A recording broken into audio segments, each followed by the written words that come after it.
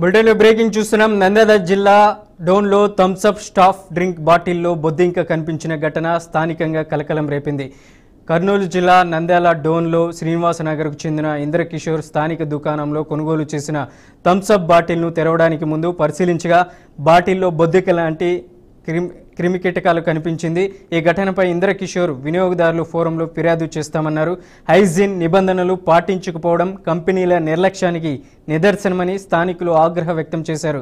Thums Up తయారీదారు సంస్థపై సంబంధిత శాఖలు తక్షణ విచారణ చేపట్టాలని, ఇలాంటి ఘటనలు పునరావృతం కాకుండా చర్యలు తీసుకోవాలని డిమాండ్లు పెరుగుతున్నాయి.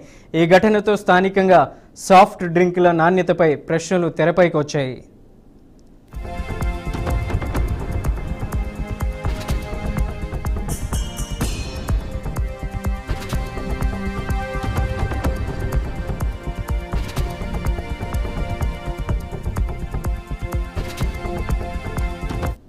ఇదే అంశానికి సంబంధించి మరింత సమాచారం అందించడానికి మా ప్రతినిధి బసవరాజ్ ఫోన్ లైన్లో ఉన్నారు. బసవరాజ్, ఏంటి కూల్ డ్రింక్ లో బొద్దింక వచ్చిందనేసి స్థానికులు ఆగ్రహం వ్యక్తం చేస్తున్నారు, అప్డేట్స్ ఏంటి?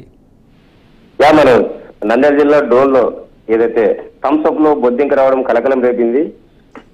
అయితే కొందరు స్థానికంగా అంటే శ్రీనివాస్ అనే వ్యక్తి స్థానికంగా ఉన్న దుకాణంలో థమ్స్అప్ బాటిల్స్ కొనుగోలు చేశాడు. అంటే ఆయనతో పాటు వాళ్ళ ఫ్యామిలీ కూడా తీసుకున్నట్లు మనకు తెలుస్తా ఉంది.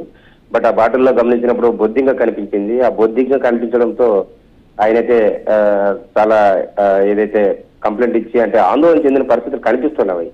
అంటే ఫ్యామిలీ మొత్తం అలా తాగితే ప్రాణానికి అపాయం ఉంటే ఏంటి పరిస్థితి? అంటే ఈ సాఫ్ట్ డ్రింక్స్ అంశంలో చాలా వరకు కూడా దుకాణం యజమానులు కావచ్చు, లేదా ఈ థమ్స్అప్ యాజమాన్యం కావచ్చు, చాలా నిర్లక్ష్యంగా వ్యవహరిస్తూ ఉంది. ఇలాంటివి గతంలో అనేకం చూసాం మనం. మరి ఇలా బొద్దింకులు అంటే చనిపోయి అందులో ఎలా ఉంటున్నాయి, మరి అవి తాగితే మనసుకు ప్రాణాలకు ఏదైనా ప్రమాదం జరిగితే ఎవరు బాధ్యులు అనే యాంగిల్లో వీలైతే నిన్న ఈరోజు ఆందోళన చేసిన పరిస్థితి మనకు కనిపిస్తా ఉంది. అయితే ఓవరాల్ గా అంటే స్టేషన్ లో కంప్లైంట్ కూడా ఇస్తామని చెప్పారు. అదేవిధంగా ఏదైతే కన్జ్యూమర్ ఫోరం కూడా సంప్రదిస్తామని చెప్పారు. మరి ఆ రకంగా మేము ఏదైతే ఫైట్ చేస్తాము అంటే స్థానిక దుకాణం ఏదైతే వాళ్ళు అమ్మేవాళ్ళు కూడా అంటే ఏదైతే బాక్సులు వస్తాయి కాబట్టి మేము కూడా గమనించలేదని వాళ్ళు చెప్తున్న పరిస్థితి. అంటే ఓవరాల్ గా మనం అది ఏదైతే దీనికి అంటే బ్రాండ్ అంబాసిడర్ గా ఏదైతే సినీ నటుడు అల్లు అర్జున్ ఉన్న పరిస్థితులు చూస్తా ఉన్నాం.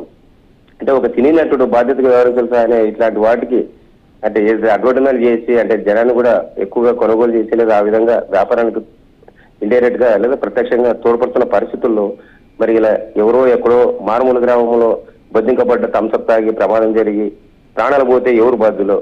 అంటే థమ్స్అప్ కంపెనీ బాధ్యత తీసుకుంటుందా, లేదా సినీ నటుడు ఏదైతే అడ్వర్టైజ్మెంట్ చేసిన ఆయన అల్లు అర్జున్ తీసుకుంటాడు అనే యాంగిల్లో కూడా ఈరోజు ప్రజలు నిలదీస్తున్న పరిస్థితి.